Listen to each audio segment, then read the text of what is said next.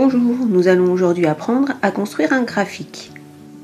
Nous allons partir du tableau de mesure suivant qui représente la température de l'eau pure en fonction du temps lors de son chauffage.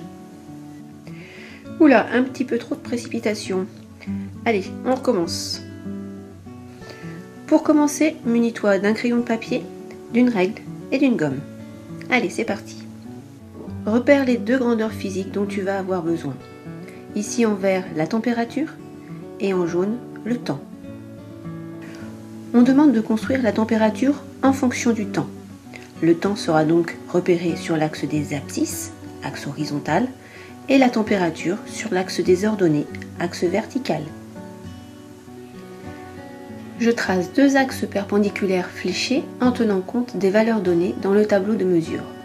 Et je repère l'origine O. J'associe ensuite à chaque axe une grandeur physique avec son unité.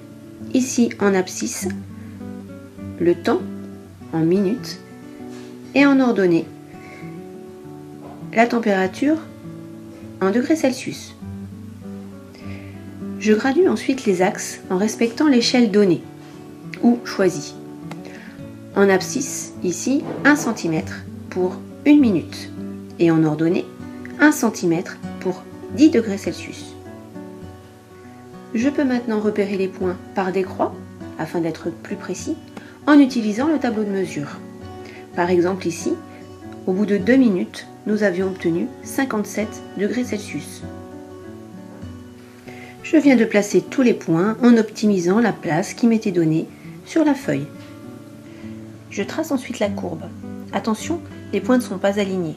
Je dois tracer la courbe à main levée. La courbe doit être régulière et passer au plus près des croix. Le travail est presque terminé, mais il manque des informations au lecteur. Je dois préciser l'échelle utilisée pour la construction de ce graphique, ainsi que le titre.